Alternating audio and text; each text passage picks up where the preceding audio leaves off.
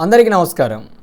నిన్నటి రోజున జగన్మోహన్ రెడ్డి గారు ఒక ప్రెస్ మీట్ని కండక్ట్ చేసి తిరుమలకు తనను వెళ్ళనివ్వకుండా చేశారని, తను తిరుమల వెళ్ళవలసి వస్తే డిక్లరేషన్ ఇవ్వవలసి వస్తుందని, కాబట్టి నేను డిక్లరేషన్ ఇవ్వలేను, భగవంతుడిని దర్శించుకోవడానికి డిక్లరేషన్ ఏంటి, ఇదేం సెక్యులరిజం, ఇదేం దేశం అంటూ దేశ వ్యతిరేక పదాజాలంతో దేశం పట్ల, అలానే భారతదేశపు మత విశ్వాసాల పట్ల, భారతదేశపు సెక్యులరిజం పట్ల తాను చేసినటువంటి వ్యాఖ్యలు ఏవైతే ఉన్నాయో నిజంగా జగన్మోహన్ రెడ్డి దేశద్రోహానికి పాల్పడ్డారనే విధంగా ఉన్నాయి. గతంలో జగన్ని ప్రశ్నించినా, జగన్ని విమర్శించినా, జగన్ ప్రభుత్వ పనితీరుపై ఎవరైనా మాట్లాడినా వారి మీద ఇదే జగన్మోహన్ రెడ్డి గారు దేశద్రోహం చట్టం కింద తప్పుడు కేసులను బనాయించారు.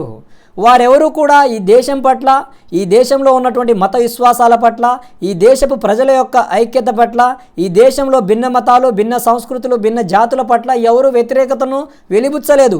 కేవలం జగన్మోహన్ రెడ్డి యొక్క వ్యవహార శైలి, జగన్మోహన్ రెడ్డి యొక్క పనితీరు, జగన్మోహన్ రెడ్డి యొక్క అరాచక పాలన మీద, జగన్మోహన్ రెడ్డి యొక్క హత్యా రాజకీయాల మీద, జగన్మోహన్ రెడ్డి చేసినటువంటి విధ్వంసాల మీద, జగన్మోహన్ రెడ్డి చట్టాలను తన చుట్టాలుగా మార్చుకొని తను వ్యవహరించినటువంటి తీరు పట్ల, జగన్మోహన్ రెడ్డి పోలీస్ వ్యవస్థలను, ప్రభుత్వ వ్యవస్థలను తన గుప్పిట్లో పెట్టుకొని తన బానిసల వలె మార్చి తను ఇష్టానుసారంగా వ్యవహరించినటువంటి తీరుల మీదే గతంలో వారు స్పందించి ప్రశ్నించినటువంటి వ్యక్తుల మీద ఇదే జగన్మోహన్ రెడ్డి దేశ వ్యతిరేకులుగా, వీరు ప్రభుత్వానికి వ్యతిరేకంగా కుట్ర పన్నుతున్నారు, ప్రభుత్వం కూల్చడానికి కుట్ర పడుతున్నారని దేశద్రోహం చట్టం కింద అనేక మంది మీద కేసులను బుక్ చేసి ఇబ్బందులకు గురి చేశారు. ఈరోజు జగన్మోహన్ రెడ్డి యొక్క మాటలు ఏవైతే ఉన్నాయో దేశం పట్ల, దేశ ఐక్యత పట్ల, దేశం యొక్క మతాల పట్ల, దేశం యొక్క మత విశ్వాసాల పట్ల ఇదేం దేశం, ఇదేం సెక్యులరిజం అంటూ ఆయన చేసినటువంటి వ్యాఖ్యలు నిజంగా జగన్మోహన్ రెడ్డి మీద దేశద్రోహం చట్టం కింద కేసు నమోదు చేయాల్సినటువంటి ఆవశ్యకత ఉంది. ఎందుకంటే ఇలాంటి వ్యక్తులు మొన్నటి వరకు రాష్ట్రాన్ని విచ్ఛిన్నం చేసి రాష్ట్రాన్ని పూర్తిగా నిర్వీర్యం చేసినటువంటి ఈ జగన్మోహన్ రెడ్డి ఈరోజు భారతదేశంలో ఉన్నటువంటి మత విశ్వాసాల పట్ల, మతాల ఐక్యత పట్ల చేసినటువంటి వ్యాఖ్యలు ఏవైతే ఉన్నాయో ప్రజలలో సమైక్యత సన్నగిల్లి ఈ యొక్క వైఎస్ఆర్సీపీ పార్టీ శ్రేణులలో రెచ్చగొట్టి ప్రజల మధ్య ఐక్యతను దెబ్బతీసే విధంగా ఉన్నాయి. అలానే దేశపు ప్రతిష్టతను దిగజార్చేలా ఉన్నాయి. కాబట్టి జగన్మోహన్ రెడ్డి మీద 100% దేశద్రోహం చట్టం కింద కేసు నమోదు చేయవలసి ఉంటుంది. ఇలాంటి ఆలోచన తీరేంటి జగన్మోహన్ రెడ్డి?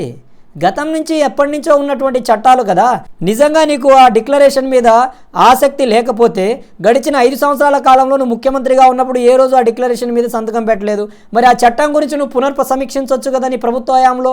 అంటే ఆ రోజు నీకు అవసరం రాలేదు, ఈరోజు అవసరం వచ్చింది కాబట్టి ఈరోజు డిక్లరేషన్ ఇవ్వవలసి వచ్చిందేమోనని ఈరోజు నువ్వు చేస్తున్నటువంటి వ్యాఖ్యలు ఏవైతే ఉన్నాయో పూర్తిగా దేశానికి, మత విశ్వాసాలకు వ్యతిరేకంగా నీ యొక్క వ్యాఖ్యలు ఉన్నాయి. దయచేసి ఈ దేశంలో ఉన్నటువంటి ప్రజలకు, ఈ దేశ యొక్క సమైక్యతకు, ఈ దేశం యొక్క గొప్పతనానికి, ఈ దేశం యొక్క ఐక్యతకు నువ్వు క్షమాపణ తెలియజేయాల్సినటువంటి అవసరం ఉంది. ఈరోజు నువ్వు హిందూ మతాన్ని గౌరవించలేదు, క్రిస్టియన్ మతాన్ని గౌరవించలేదు, ఇస్లాంని గౌరవించలేదు. నీకు ఏ మతం పట్ల గౌరవం ఉంది జగన్మోహన్ రెడ్డి? అన్ని మతాలను కూడా నీ ప్రభుత్వ హయాంలో ఇష్టానుసారంగా అవిచ్ఛిన్నం చేశావు కదా. మొన్నటికి మొన్న తిరుమల లడ్డును కల్తీ చేశావు. అలానే నీ ప్రభుత్వ హయాంలో రామతీర్థ దేవాలయాల మీద దాడులు కావచ్చు, విగ్రహాల మీద దాడులు కావచ్చు, రథాలకు నిప్పంటించినటువంటి ఘటనలు కావచ్చు. మొన్నటికి మొన్న అనంతపురం జిల్లాలో నీ పార్టీ క్యాడర్కు సంబంధించినటువంటి వ్యక్తి రథానికి నిప్పు పెట్టినటువంటి ఘటన కావచ్చు, అబ్దుల్ సలాం కుటుంబాన్ని అతి కిరాతకంగా చంపించినటువంటి ఘటన కావచ్చు. నీ ప్రభుత్వ పెద్దలే, నీ ప్రభుత్వంలో ఎమ్మెల్యేలుగా ఉన్నటువంటి వ్యక్తులు, మంత్రులుగా ఉన్నటువంటి వ్యక్తులే క్రిస్టియన్ కమ్యూనిటీకి సంబంధించినటువంటి ఈ యొక్క చర్చిలకు సంబంధించినటువంటి స్థలాలను కబ్జా చేసినటువంటి ఘటనలు మర్చిపోయావా? నీకే మతం మీద విశ్వాసం ఉంది? నిజంగా నువ్వు క్రిస్టియన్ మతానికి చెందిన వాడివా, లేకపోతే మరొక మతానికి చెందిన వాడివా? అసలు నీ మతం ఏంటి జగన్మోహన్ రెడ్డి? నీ మతం మానవత్వమా? నీకు మానవత్వం ఉందా? ఆలోచించుకో. నీకు మానవత్వం ఉందా? ఎంతమందిని అమాయకులను పొట్టన పెట్టుకున్నావు, ఎంతమందిని హింసించావు, ఎంతమందిని వేధించావు, ఎంతమందిని చంపించావు. నువ్వు మానవత్వం గురించి మాట్లాడితే దయ్యాలు వేదాలు వల్లించినట్టున్నాయి జగన్మోహన్ రెడ్డి. ప్రతి వ్యక్తి మీద తప్పుడు కేసును బనాయించావు కదా. ప్రశ్నించినా, మాట్లాడినా, అడిగినా, అడ్డుకున్నా, దేనికైనా ప్రతి వ్యక్తిని కూడా నీ ఇష్టానుసారంగా కేసుల్లో బుక్ చేసి ఇబ్బందులకు గురి చేశావు కదా. ఈరోజు అధికారం వెళ్ళిపోగానే ప్రజలు బుద్ధి చెప్పగానే మానవత్వం అంటూ చిల్లిబుల్లి కబుర్లు చెప్పి ప్రజలను మోసం చేసి, ప్రజలకు కల్లిబుల్లి కబుర్లు చెప్పి మసిబూసి మారేడుకాయ చేయాలనుకుంటున్నావా? ఈరోజు ప్రజలు నిన్ను నమ్మే పరిస్థితి లేదు జగన్మోహన్ రెడ్డి. భగవంతుడితో ఆటలాడుతున్నావు. నీకు విశ్వాసం లేకపోతే, నీకు నమ్మకం లేకపోతే వాటి గురించి ప్రస్తావించకు, వాటి గురించి మాట్లాడకు. పరమత సహనం కలిగి ఉండు, అన్ని మతాలను గౌరవించు. నిజంగా నీ మతం ఏంటంటే రాక్షస మతం, రాక్షసత్వం. నువ్వు రాక్షస జాతికి చెందినటువంటి వ్యక్తివి.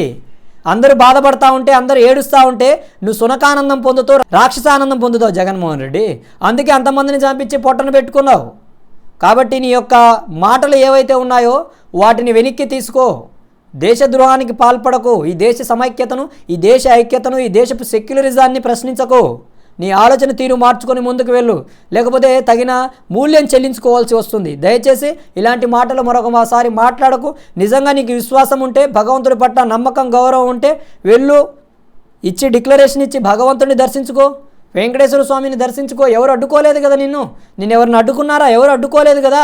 నీకు వెళ్ళడం ఇష్టం లేక, వెళ్తే ఎక్కడ ఏం జరుగుతుందో అర్థం కాక, ఇంట్లో భార్య ఏమి ఇబ్బంది పడుతుందో అర్థం కాక తప్పించుకొని ఏదో వంక లేక వంక వెతుక్కొని డిక్లరేషన్ అడ్డం తీసుకొస్తావు. డిక్లరేషన్లో ఎంతో గొప్ప గొప్ప వ్యక్తులు, ప్రపంచాధినేతలే, గొప్ప గొప్ప దేశాలకు చెందిన వ్యక్తులే సిగ్నేచర్స్ పెట్టి డిక్లరేషన్ ఇచ్చి దేవుణ్ణి దర్శించుకున్నారు జగన్మోహన్ రెడ్డి. నువ్వేం గొప్ప వ్యక్తివి కాదు, నువ్వేం మహారాజు కాదు, ఈ దేశానికి ఏం ఏకఛత్రాధిపత్యుడు కాదు. నాటి దేశపు రాష్ట్రపతి సంతకాలు పెట్టి దర్శించుకున్నటువంటి పరిస్థితులు. నువ్వు వాళ్ళకంటే గొప్పవాడివి కాదు కదా. కనుక నీ ఆలోచన తీరు మార్చుకో, ఈ మాటల విధానాన్ని కూడా మార్చుకొని ముందుకు వెళ్ళు, లేకపోతే తగిన మూల్యం చెల్లించుకుంటామని కూడా ఈ సందర్భంగా నీకు నేను తెలియజేస్తా ఉన్నాను. జై భీమ్, జై భారత్, జై హింద్.